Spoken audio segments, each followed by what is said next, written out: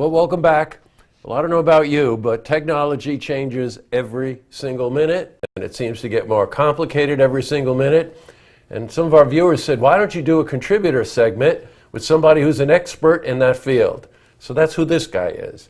This is Jerry Friedman. He's a senior sales associate with Colden Company, which is an IT service provider. First, welcome. Thank you very much, Jesse. You're quite welcome. And tell us and tell the viewers what an IT service provider does. Well, an IT service provider works with customers to make sure, in our particular case, that everything that they have is working properly, it's a good fit for them, and we really do put an emphasis on making sure your data is backed up and properly secured.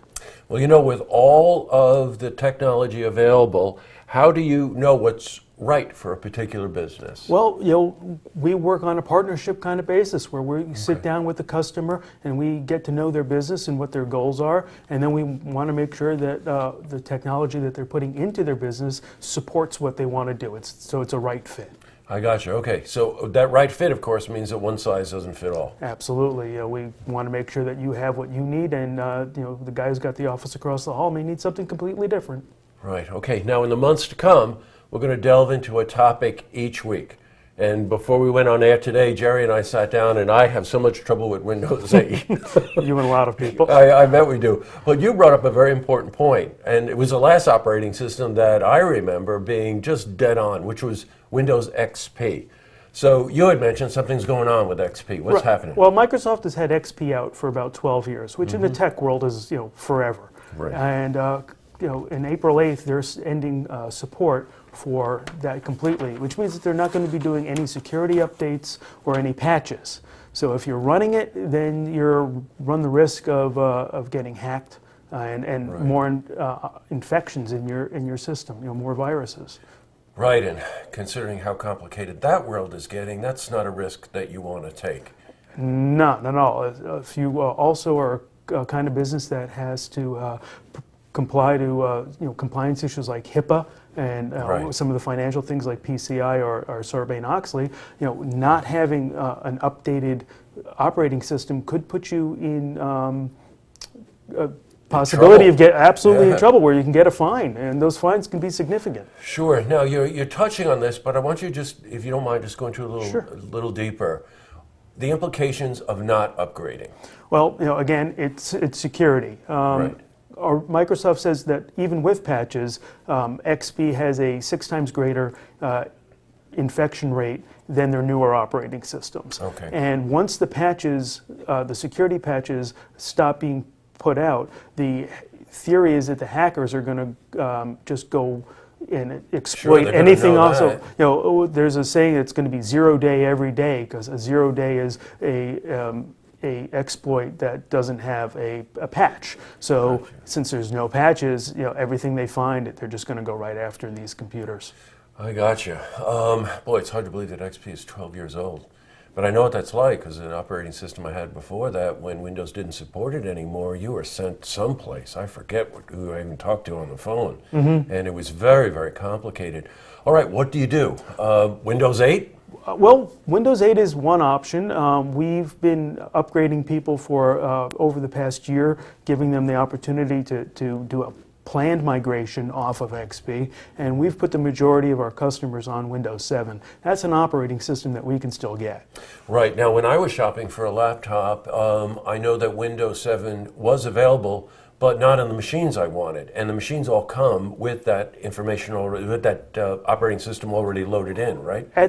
If you're going to go to like one of the big box stores, most of the laptops and computers are preloaded with Windows 8, because that's what Microsoft is really trying to push people to. Through the channel, which is a distributor like ourselves, we can still get Windows 7, and that's on the business class machines, which for businesses where you really should be. Yeah, right, because Windows 7 is much more familiar in terms of it. I don't know why Windows 8 is complicated. It reminds me of Vista, It was kind of rushed out and has some of the same issues that Vista had, but It's a completely different look and feel with the touch screen, which doesn't work on all monitors, and it's just a steep learning curve for people that really have been using XP for quite such a long time. Right. So if you are making that decision, you want to run more efficiently, and of course, if you're a small business or even an individual consumer, do you need to buy a new computer? Probably. XP was last shipped in 2010, so you're looking at a machine that's about 4 years old. The new technology, the new software, things like that, upgrading, just trying to upgrade that machine while it is possible may not be as simple as you'd want, and could be costlier.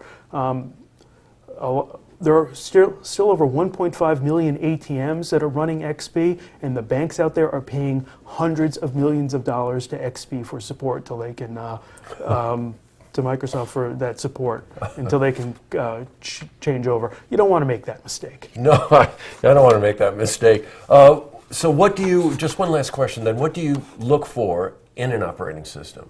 Well, you want to look at what kind of software that you're currently running, your line of business software. What are you using for accounting? Is there something specific that you're using for your business? And what is it going to work with? Are you going to need to upgrade with the operating system, or is it something that's compatible? And again, for a lot of people, moving to something like 8 or 8.1 is a steep learning curve. Right. So, Windows 7 is an option that a lot of people have gone with because it's familiar, it's easier to transition from, and it really, it seems to be a good fit for a lot of people.